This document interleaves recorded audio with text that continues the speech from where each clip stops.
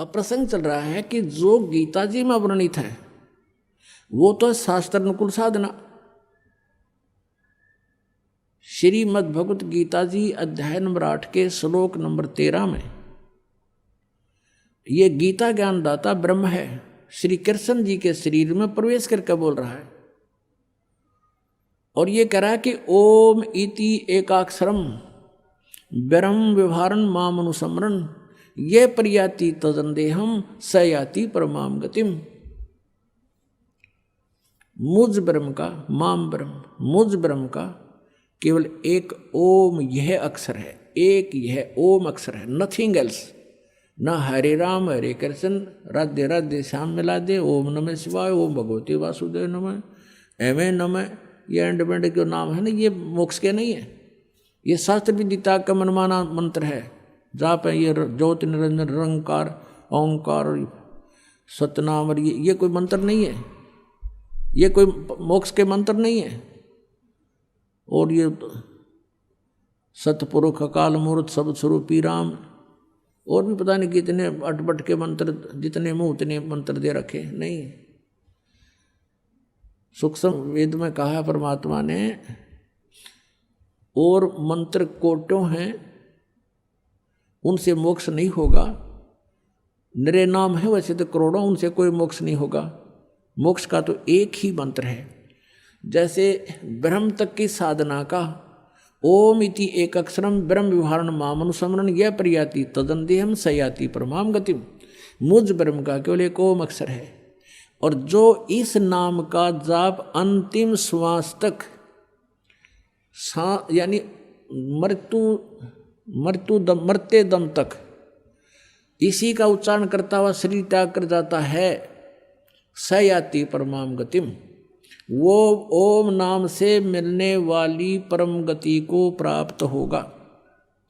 ओम से मिलने वाली परम गति कौन सी है? ब्रह्मलोक प्राप्ति होगी। ब्रह्म की साधना से, ओम नाम के जाप से ब्रह्मलोक प्राप्ति होगी। जो श्रीमद् देवी भागवत 7वें स्कंद में दुर्गा देवी जी स्वयं हिमालय राजा को बता रही है। गीता प्रेस गोरखपुर से प्रकाशित सचित्र मोटा टाइप, केवल हिंदी, पृष्ठ 562-63 पर। उसमें क्या बता रखा है? पहले तो वो अपनी साधना के विषय में बताती है कि मेरी साधना करनी है तो ऐसे कर, लेकिन ये मोक्षदायक नहीं है। तो उस ब्रह्म का क्या स्वरूप है वो बताया जाता है। उसका एक ओम नाम है, उसका ओम नाम जाप करो और सब बातें छोड़ दो और कोई पूजा नहीं करनी। और उसको यानी ब्रह्म को पाने का टारगेट रखो, उद्देश्य रखो। अंत समय तक साधना करते हुए तुम उस ब्रह्म को प्राप्त कर जाओगे। वो ब्रह्म कहाँ रहता है? वो ब्रह्म लोक में रहता है। गीता जी अध्याय नंबर 8 के श्लोक नंबर 16 में कहा है कि ब्रह्मलोक पर्यंत ये सभी पुनरावृत्ति में है। ब्रह्मलोक तक गए हुए प्राणी भी जन्म मृत्यु में आते हैं, इनका पूर्ण मोक्ष नहीं होता।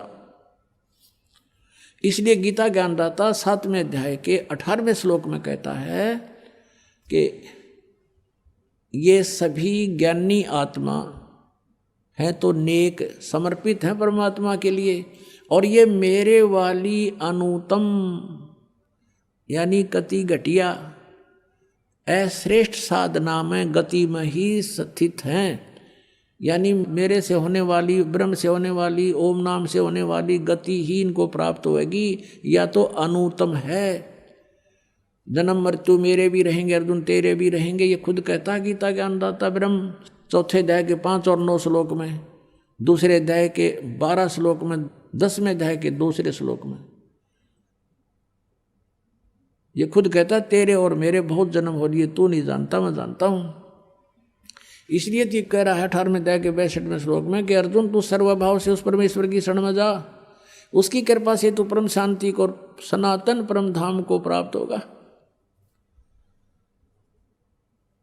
और 15वें अध्याय के 3-4 श्लोक में बताया है कि उसके पश्चात यानी तत्वदर्शी संत मिल जावे, उस तत्व ज्ञान रूपी शस्त्र से इस अज्ञान को काट कर यानी इसको समझ कर उसके पश्चात परमेश्वर के उस परम पद की खोज करनी चाहिए, जहाँ जाने के बाद साधक फिर लौटकर कभी संसार में नहीं आते, उनका पूर्ण मोक्ष हो जाता है। अपने आत्मा में प्रसंग चल रहा है कि ओम नाम बताया है 8वें अध्याय के 13वें श्लोक में गीता के अंदातन अपनी साधना का, और उससे क्या उपलब्धि होगी? ब्रह्म प्राप्ति। अब 7वें अध्याय के 18वें में तो अपनी साधना को अनुत्तम यानी अपनी गति को अनुत्तम बता दिया कि ओम से होने वाली गति परम गति भी अनुत्तम, क्योंकि ब्रह्मलोक में गए, ब्रह्मलोक में जाने के बाद फिर जन्म मृत्यु, इसलिए कहा वो भी व्यर्थ है, अनुत्तम है। अनुवादकर्ताओं ने लिख रखा है वो अति श्रेष्ठ है, इन्हें डिक्शनरी बदलवा दी, हाँ, शब्दों के अर्थ कर रखे। जैसे किसी जगह अंग्रेजी में बैड लिख रखा है, वो बैड, बैड माने खराब, और बैड का अर्थ कोई गुड लिखे, कितना बुद्धिमान है वो समझा नहीं वो सेंटेंस क्या बताना चाहता है, उसको समझ नहीं सकने से उसने उसको अनर्थ कर दिया। ऐसे ही गीता के इस तत्व ज्ञान को ना समझने से गीता के अर्थों का अनर्थ कर डाला इन लोगों ने। वर्ज माने जाना होता है, इन्होंने आना कर दिया। 18वें अध्याय में 66वें श्लोक में ये कहता है गीता ज्ञानदाता कि मेरे सतर की सब पूजाओं को मुझ में छोड़ दे, ओम नाम के जाप को मुझे दे दे, फिर एकम शरणम व्रज, वो सर्वशक्तिमान परमात्मा की शरण में जा, जिसके बराबर दूसरा ना हो, एकम अद्वितीय। इन्होंने वहाँ आना लिख रखा है। अब यहाँ प्रसंग चल रहा है कि जो ये और अन्य नाम देते हैं, ये हरे राम हरे कृष्ण श्री राधे, ये शास्त्र विदिता कमनमान आचरण है इनका, जो 16वें अध्याय के गीता जी के श्लोक नंबर 23-24 के अनुसार व्यर्थ है। यही गीता ज्ञानदाता कहता है, इस कारण से ये मेरी साधना भी 7वें अध्याय के 18वें श्लोक में कि मेरी गति भी अनुत्तम है, और इसीलिए 7वें अध्याय के 19वें श्लोक में कहा कि बहु नाम जन्मानाम अन्ते ज्ञानवान माम प्रपते, बहुत बहुत जन्मों के अंत में कोई ज्ञानी मुझे मेरी भक्ति करता है, नहीं तो ये नीचे जय गणेश देवा माता थारी पार्वती इनमें लगे रहे। और वासुदेव सर्वमिति स महात्मा सुदुर्लभ है, ये बताने वाला कि नहीं वो सर्वशक्तिमान परमात्मा परम अक्षर ब्रह्म ही सब कुछ है, उसी की पूजा करनी चाहिए, उसी से मोक्ष होगा, वही पाप नाशक है, आपकी आयु भी बढ़ाएगा, आपके संकटों के विघ्नों को भी नाश करेगा। और वो परमात्मा अच्छी आत्माओं को आकर मिले हैं, उनको सत साधना से परिचित करवाया है। उन्होंने जो सत साधना की वो अपनी अमृतवाणी में पहले ही साक्ष्य प्रमाणित रख रखे हैं, वो परमात्मा के साक्षी हैं कि सचमुच वो परमात्मा ऐसी ये साधना देता है, और वही आज सदगर्भ बता रहे हैं। ये तो ब्रह्म का मंत्र 8वें अध्याय के 13वें श्लोक में ब्रह्म तक की साधना का मंत्र है ओम। फिर 8वें अध्याय के प्रथम श्लोक में अर्जुन ने पूछा, हे भगवान आपने जो 7वें अध्याय के 29वें श्लोक में जिस तत्ब्रह्म की जानकारी बताई है कि उसकी जानकारी जिसको होगी, सारे अध्यात्म की का ज्ञान हो गया, सब कर्मों का ज्ञान हो गया, तो वो प्राणी केवल, वो साधक केवल जरा और मरण से छूटने का प्रयत्न करता है। तो वो तत्ब्रह्म क्या है और क्या वो अध्यात्म है? 8वें अध्याय के 3रे श्लोक में गीता ज्ञानदाता ने कहा कि परम अक्षर ब्रह्म है। अब 8वें अध्याय के 5 और 7 में तो कहता है मेरी भक्ति कर, मेरा ओम नाम है, मुझे प्राप्त होगा, लेकिन युद्ध करना पड़ेगा, शांति नहीं हो सकती, जन्म मृत्यु तेरी रहेगी मेरी भी रहेगी। 8वें अध्याय के 8, 9, 10 में तुरंत कहा है कि उस परम अक्षर ब्रह्म की साधना करनी है तो उस तत्वदर्शी संतों को पूछो, फिर उसकी भक्ति करने वाला उसको प्राप्त हो जाएगा। और फिर 15वें अध्याय के 1 से लेकर 4 में कहा कि उस परमेश्वर की उस परम पद की खोज करनी चाहिए, फिर जहाँ जाने के बाद फिर लौट कर कभी संसार में नहीं आते। उसका मंत्र क्या है, उसके लिए उसने ऑप्शन छोड़ दिया कि तत्वदर्शी संत उसके डिटेल बता सकते हैं। 17वें अध्याय के 23वें श्लोक में कहा है ओम तत्सत इति निर्देश है ब्रह्मणे त्रिविध है समर्थ है, सचिदानंद घन ब्रह्म यानी परम अक्षर ब्रह्म के पाने की 3 मंत्र की साधना है।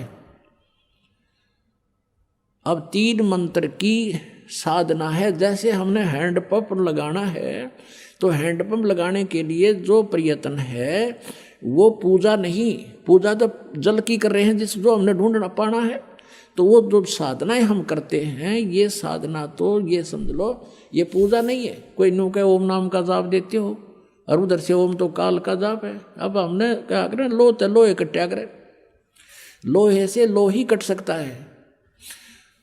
तो हमने अपने उद्देश्य को पाने के लिए यह लिखा है कि ओम तत्सति निर्देश है ब्रह्मणे त्रिवेद समर्थ है। ओम ब्रह्म का, सर्वपुरुष का, गीता जी अध्याय नंबर 15 के श्लोक नंबर 16 और 17 में 3 पुरुष 3 भगवान बताए। पुरुष माने प्रभु। पुरुष इसलिए का मनुष्य को क्योंकि परमात्मा पुरुष जैसा ही है, वो पुरुष है, हम डुप्लीकेट पुरुष हैं, हम उसके उस जैसे होने से हमें भी पुरुष कहने लगे। वास्तव में पुरुष माने परमात्मा प्रभु। पुरुष कहो ब्रह्म कहो, तो यहाँ कहते हैं सरपुरुष अक्षर पुरुष। गीता जी अध्याय नंबर 15 के श्लोक 16 में 2 पुरुष 2 प्रभु बताए हैं, एक सरपुरुष एक अक्षर पुरुष। ये सरपुरुष है, ये 21 ब्रह्मांड का स्वामी, ये ब्रह्म, सरब्रह्म कहो इसको। ये ब्रह्म है 21 ब्रह्मांड का स्वामी। एक ब्रह्मांड में जो व्यवस्था है इसकी 21 ब्रह्मांडों में ऐसी ही है, लेकिन उन अन्य में प्रलय है। जब इसमें प्रलय होगी तो इन सब जीवों को दूसरे में ले जाएगा, वहाँ धीरे धीरे ऐसे सृष्टि बनेगी, फिर उसका अंत होगा, फिर तीसरे में ले जाएगा, ऐसे ये पूरा घुमाता रहता है। लेकिन ये एक ब्रह्मांड के अंदर संचालन अपनी सारी सृष्टि का करता है। तो 21 ब्रह्मांड है इसके पास। और जो अक्षर पुरुष है उसको परब्रह्म भी कहते हैं, उसके 7 शंख ब्रह्मांड हैं ऐसे ऐसे। और जो तीसरा 17वें श्लोक में जो 15वें अध्याय में कहा कि उत्तम पुरुष है तू अन्य, 16वें श्लोक में गीता जी अध्याय नंबर 15 के श्लोक नंबर 16 में जो 2 पुरुष कहे हैं, सरपुरुष और अक्षर पुरुष, इनसे कोई अन्य है वो उत्तम पुरुष श्रेष्ठ परमात्मा, वो परम अक्षर ब्रह्म है और वही परमात्मा कहा जाता है। और उसके पाने के लिए अब उस परम अक्षर ब्रह्म की वही तीनों लोकों में प्रवेश करके सबका धारण पोषण करता है, वो परम अक्षर ब्रह्म है। अब गीता जी अध्याय नंबर 17 के श्लोक नंबर 23 में कहा कि उस सच्चिदानंद घन ब्रह्म की साधना का ओम तत्सत इति निर्देश है ब्रह्मण त्रिवेद समर्थ है। ब्रह्मण माने उस परम अक्षर ब्रह्म का, सच्चिदानंद घन ब्रह्म की साधना का केवल इस 3 मंत्र का के जाप का निर्देश है। निर्देश का मतलब है फाइनल फैसला, नथिंग एल्स।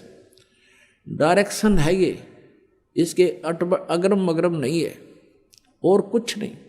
ओम तो ब्रह्म का, ओम को सरपुरुष भी कहते हैं। ये सरपुरुष का हम अपनी संत भाषा में हमारे महापुरुषों ने इसको क्षर पुरुष का, क्षर और एक अक्षर जो नाश ना हो उसको अक्षर बोलते हैं, तो क्षर और अक्षर। लेकिन इस अक्षर पुरुष को यहाँ अक्षर पुरुष इसलिए कहा गया कि इसकी आयु बहुत लंबी है, लेकिन इसकी फिर भी मृत्यु है। इसलिए तो कहा है गीता जी अध्याय नंबर 15 के श्लोक नंबर 16 में कहा है कि सरपुरुष और अक्षर पुरुष ये 2 भगवान हैं, 2 पुरुष हैं। इनकी और इनके अंतर्गत जितने प्राणी हैं ये सब नाशवान है। जीवात्मा तो किसी की भी नहीं मरती, गधे की ना कुत्ते की ना सूर की, वो तो बात ही सेपरेट इशू है। लेकिन हम जो प्राणी रूप में हैं ये सबकी मृत्यु होती है और इनकी भी मृत्यु होती है। इसलिए 17वें श्लोक में 15वें अध्याय के में गीता जी में कहा है कि उत्तम पुरुष तो अन्य, उत्तम पुरुष है, उत्तम पुरुष पुरुषोत्तम यानी सही भगवान तो इन दोनों से भी कोई और है, वही परमात्मा कहा जाता है। और वही तीनों लोकों में प्रवेश करके सबका धारण पोषण करता, वो है अवैश्वर, वो है अविनाशी परमेश्वर। और उसके पाने की ये 3 मंत्र की साधना है। ओम सरपुरुष का और तत् ये अक्षर पुरुष का, ये सांकेतिक है। तत् ओम तो सार्वजनिक है, तत् और सत ये गुप्त है। तत् और सत ये यानी कोड वर्ड है इनमें, ये दास के अतिरिक्त इनको कोई नहीं बता सकता। और दास से प्राप्त इस ज्ञान से कोई वैसे किसी को बता भी देगा उसका अपना भी नाम खत्म, दूसरा कल्याण होना है, को नहीं दोषी होगा उसका नाम खत्म हो जाएगा। तो ये क्योंकि अधिकारी के बिना आप कोई डुप्लीकेट लाइसेंस बना कर देते हो, पासपोर्ट बनाते हो डुप्लीकेट, तो आप भी सजा के पात्र और बनवानियाँ भी दोनों ठोके जाएंगे जेल में। तो ऐसा समझदार व्यक्ति गलती नहीं कर सकता। अपराधी व्यक्ति ही ऐसा किया करते हैं।